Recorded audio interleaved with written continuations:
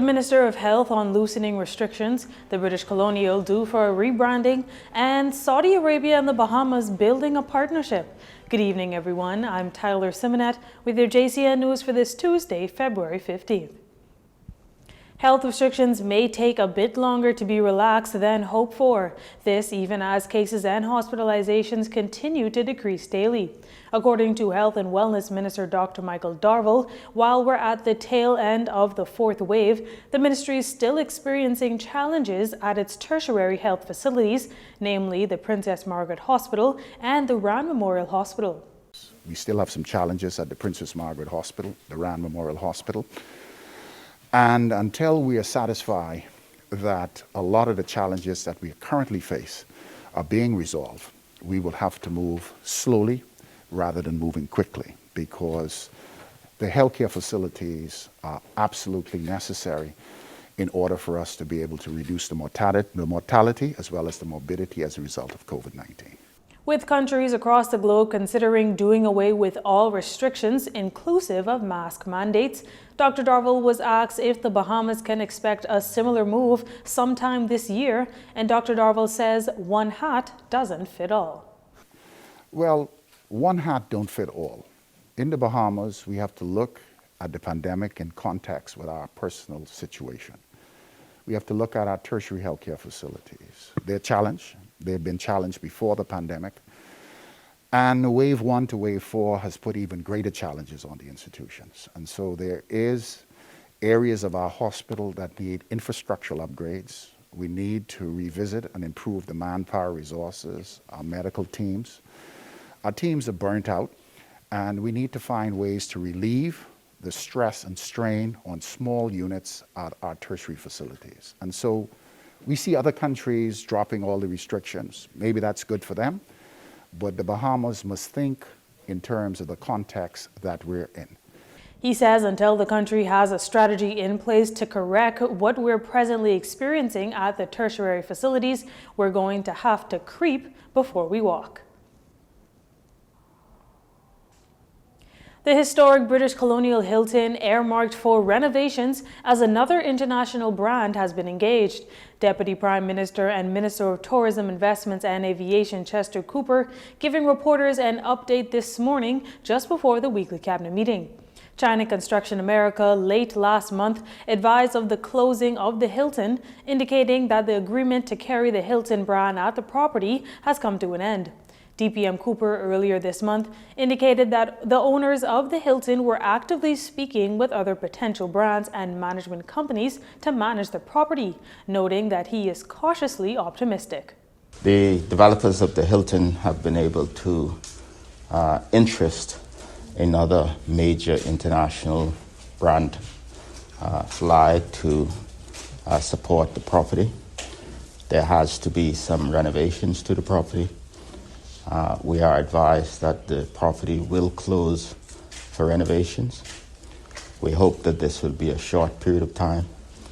We hope that the staff will be absorbed into the other properties that's owned by CCA, the same developer that owns the Hilton. So we are positive about these outcomes. We look forward to them coming to fruition. Minister Cooper adds that it's anticipated that over the course of time, the developers themselves would make an announcement, as he is not at liberty to announce who CCA's partners will be. However, he adds this. We've spoken with them at the very highest levels. Myself, along with the Prime Minister, have spoken with the chairman and the executive of CCA, the owners of the Hilton. They are committed to the Bahamas. They are committed to the property at number 1 Bay Street, and certainly they are committed to their other developments next door. So we are optimistic about the future, and we look forward to the further enhancement of Bay Street. The British Colonial Hilton officially closes its doors today. Deputy Prime Minister Cooper says it's anticipated that this closure will be for a period of 2 months.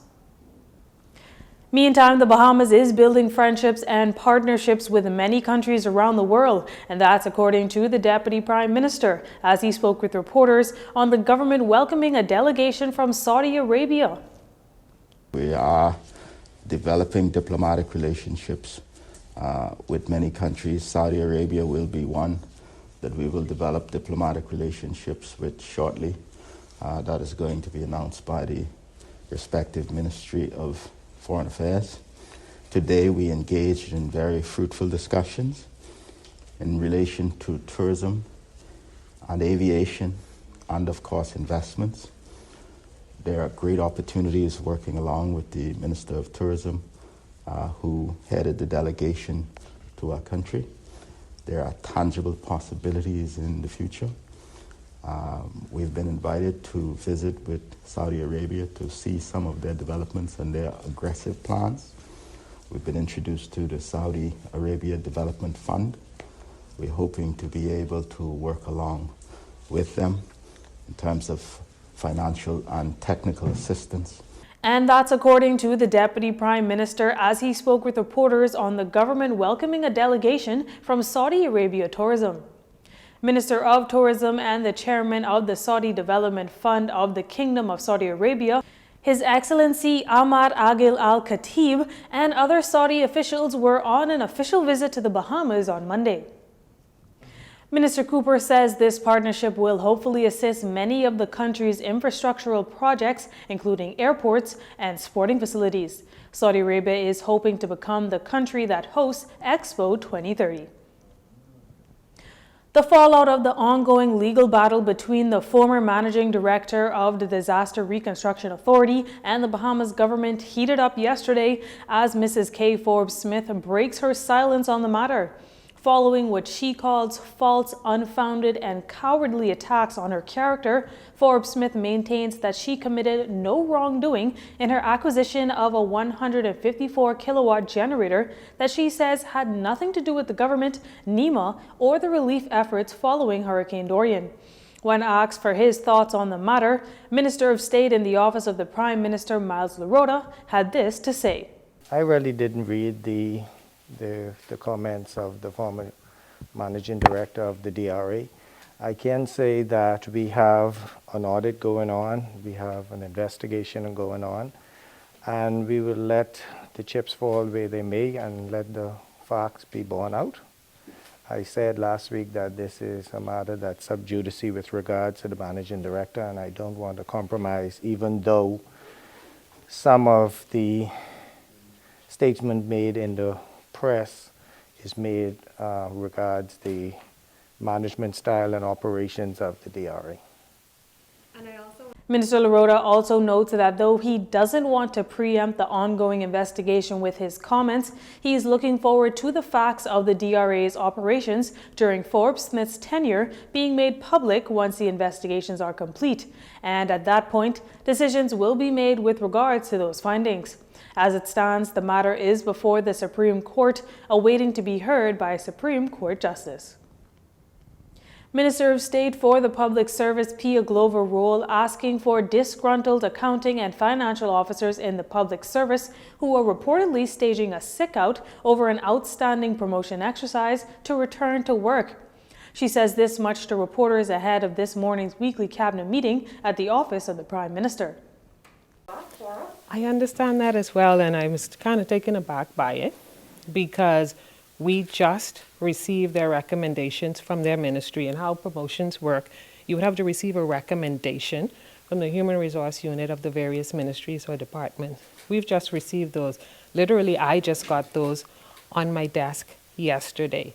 So as of today, the HR Special Projects Unit is starting to work on that promotional exercise. So, you know, I hope that they would go back to work simply because we're just getting the information, we're just getting the recommendations, and we're just getting started.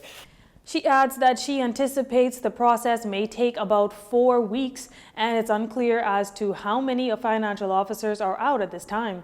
Minister Glover Rowell says the ministry has received over 100 recommendations. You're watching JCN News. Stay with us.